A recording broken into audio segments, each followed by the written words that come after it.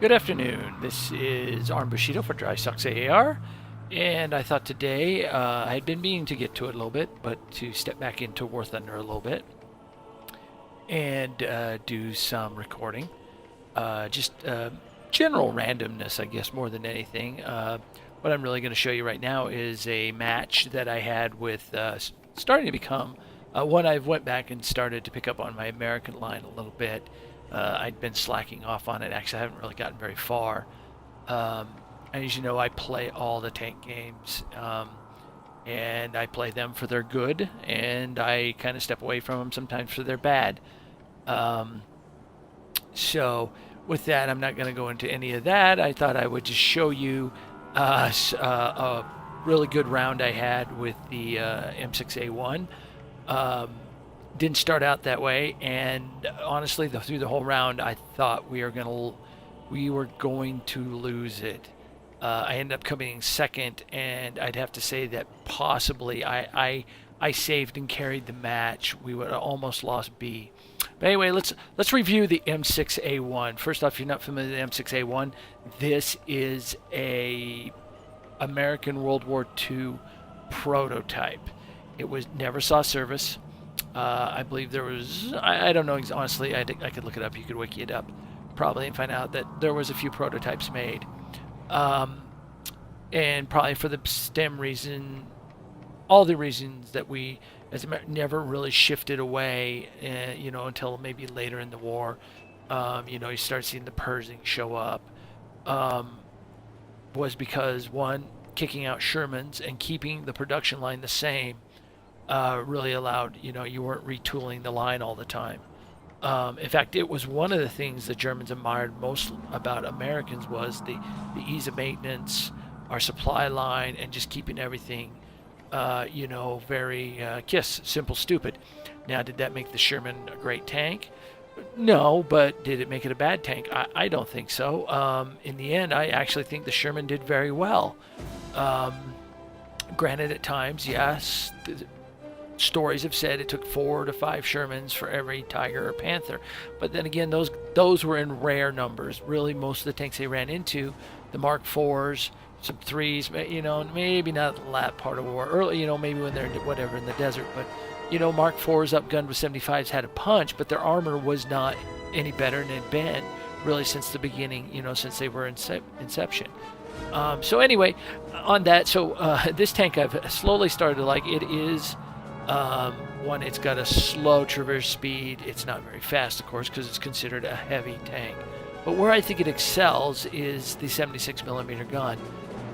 It most definitely can do some damage. And even the little 37, I have found I start to like it definitely on the thin-skinned vehicles, and it works very well.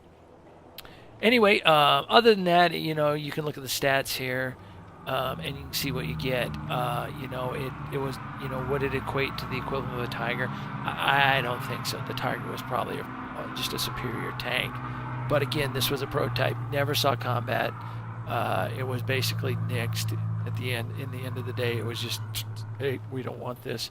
And again, probably the biggest reason was maybe not having to create a full production line for this vehicle and just keep kicking out Shermans and other vehicles based on the Sherman. Anyway, so let's pull up the replay, and I will try. Oops, sorry guys, wrong button. I meant to go to menu, pull up our replays, and then let's pull this bad boy up. And as you can see, I come in second, just shy of top. Anyway, I will show you. And first off, I will go. I'm trying to remember what the name of the map was. Oh, crap. Well, it should show me here in a minute. I kind of forgot about it. It's desert. I know that. Shoot. Will it tell me? Not sure.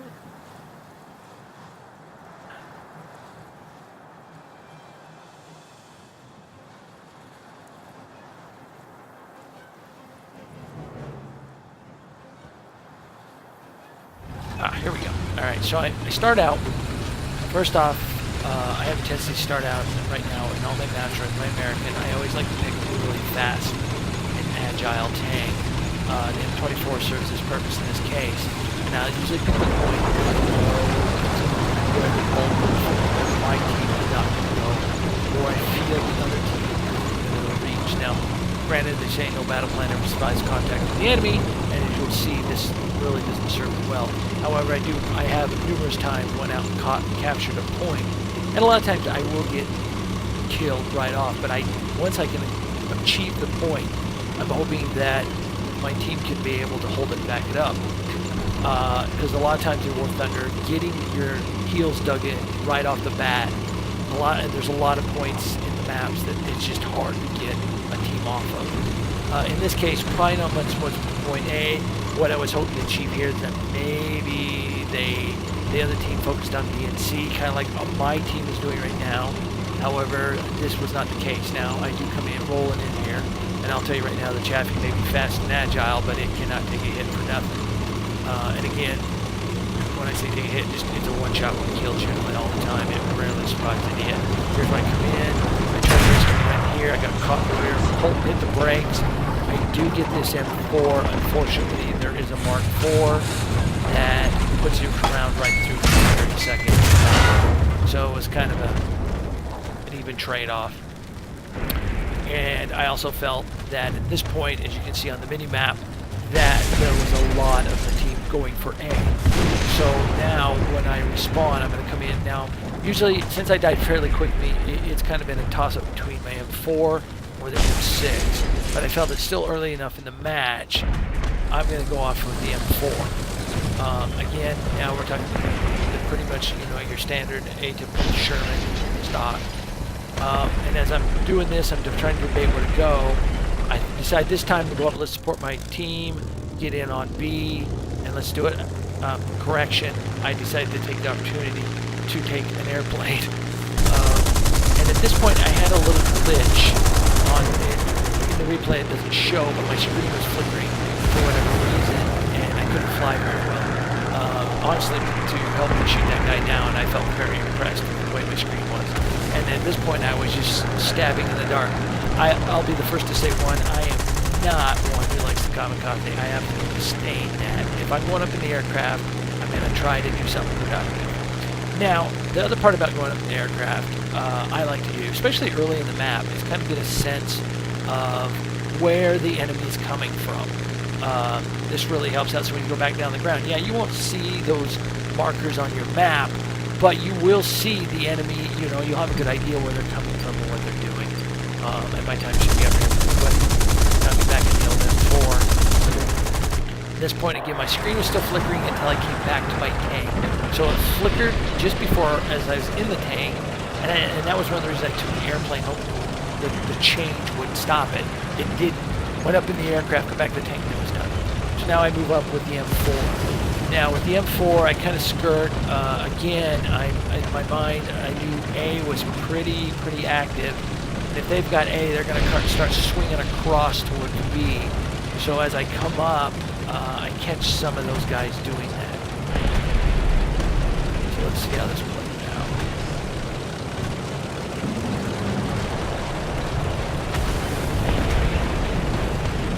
Okay, right now I can see a Mark IV off to my right, and I don't think he is not paying attention.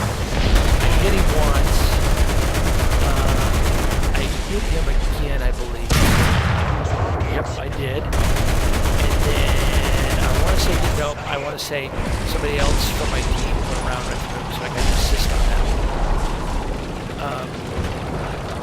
So then I sneak around these oil tanks, and I know there's an ASU-57 and or A2, something else, and I think it's off around the corner, and I kind of get tied up with it.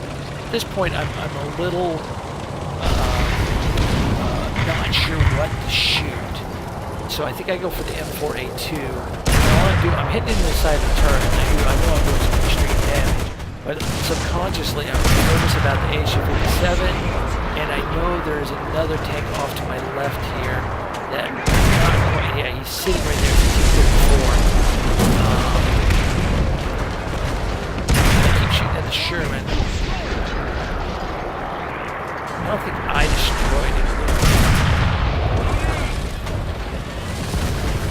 Okay, so this is where I'm still little subconscious about the ASU-57, and I don't feel I play this very well down here. Did some damage to him. He's doing something here. But I'm about ready. I'm going to be nerfed here. I think yep, I remember now. My gun is just, as you can see, my gun is done. The odds of hitting at range of that are just out. Close range, you can still hit. That would be that T-34. But it does lose some of its, how do I want to say? Oh, I remember now. Yeah. Never mind. I remember how you can do it. All right. When your gun barrel is destroyed like that, you can't hit anything at range at all. It's just, it'd be sharp. Close range, you can do it, but it does lose some of its effectiveness. Because I found that hitting with that, it just seems to just not have its own limit. Okay, so now we start with our M6A1. Get heavy. And at first, I think I want to go to A, but I kind of, to be honest, the slowness of this tank, I kind of said, nope, not doing it. It's just gonna, it'll take me too long. So I decided to help finish up with B. I can see the 3 coming around that whole left flank. At this point, I spot this Tiger. And again, this is where this gun, and again, I may have got a lucky shot, which is most definitely sure, especially at this range. But I hit the rounds right off the corner, hit the round, exploded. He's done. Ammunition racked. Done. And then the J Panther here has a M6A1 that he's dealing with. Again, and I'll admit, I am subconscious about the ASU-57. It bothers me because as much the M6A1 side armor is just awful. Anyway, I think I sit here for a minute. Again, like I said, I'm preoccupied with that guy out there, the ASU-57. I'm also hoping that the J-Panzer 38T, that's the Hetzer. I know he's dealing with somebody, although I know what it is now, but at the time I wasn't quite sure. At this point, I think I'd say screw the 57, shoot over the top of this hill, and then I'll run into the M4A2. At that point, I kind of go commando on him because he spots me and has angle, and again, I don't trust the armor, even from the front. So I decided to just punch it and go for it. He did actually shoot me, and I bounced around, and then I'm just gonna go for it. And I think I catch him in 1 round right through it. Yep, I got it. Knocked out his crew. Okay, now making a push. Cap. I want to beat Cap. I want to get us back. As you can see, we are about to lose this match. We are down bad. This is like awful. And so I pull up on Cap. I don't think I've messed with too much on Cap. Some guys in planes bomb us. I do get tracked right up here. I use this rocket to guide my side armor, and I wait for the Cap, and about ready to run off Cap, you see I get hit and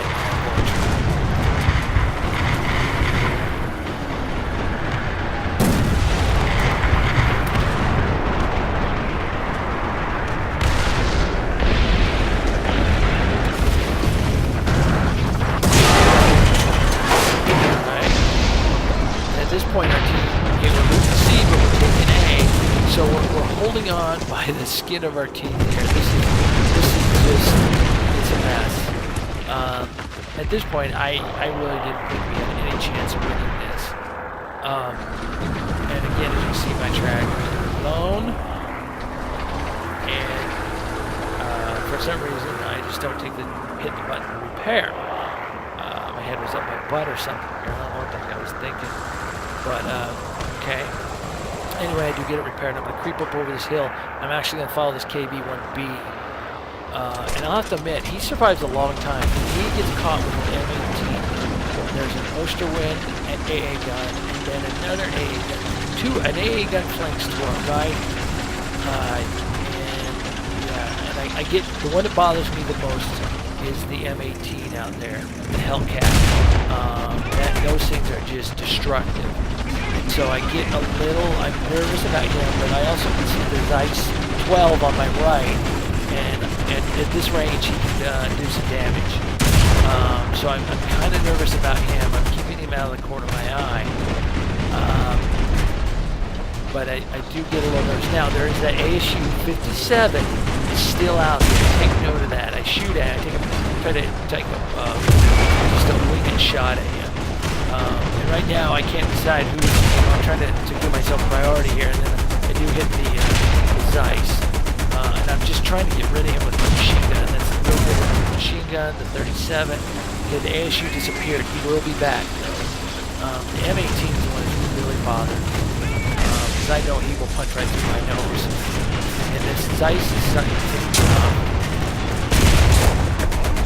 And I want to say I can get him eventually with the machine gun. I knocked out enough to get him. And now the M18's out there. And I want to say he gets taken out. Again, I'm worried about and I also see a Stug. And then I see the Zeiss behind me. In the meantime, I am worried about the M18. And I want to say somebody gets it. I am so worried about turning my butt to this guy. Well, I don't even matter if my butt is to it, but they're going to start taking cap. And as you can see, we are down to the wire. I mean, seriously, this game doesn't go down. That was the Stug that hit me, and I am surprised he did not hit me. He should have just ripped me apart, and I don't know why he did not. He does have the high velocity gun on him. That is not the Stub knows. So there's Stub 3. Okay, so I pull up. I realize I've got to get B back, but I can't ignore the stuff in front of me. So I back up, which in this tank, as you can see, is just snail's pace slow. But I just keep hammering this guy, and then there's a guy to my right shooting too. And I think between the two of us, you'll notice the slug front, that lower plate there is really good, and he's done. So now I get back on B, and I will recap B. As you can see, I mean, we sneeze, we fail, we're just done. We are done. All right. So at this point, I thought I heard, after I capped, I thought I heard bombs falling. So the dude did it, and I don't remember where they dropped. They were even, and they were. So I'm glad I moved. Anyway, I decided I was going to go towards, but I see, okay, now we've got people deep to that side. I'm nervous about the seaside, and I can see a tank there. And I want to say that is a EZ8. No, it's a oh no. Okay, there's a KV2, but an EZ8 pulls up. And I will catch the KV2 twice in the turret, which if you miss that, you are just a bad shot. Missing the KV2 in the turret.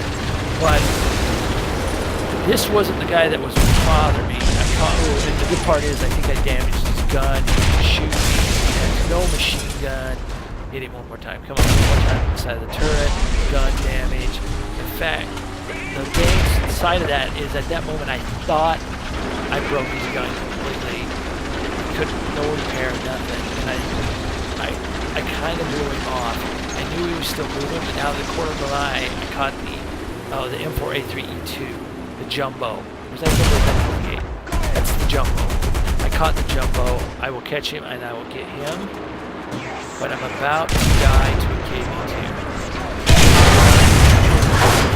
Come back around the corner, got me. That was I should have took him because the jumbo was not paying attention.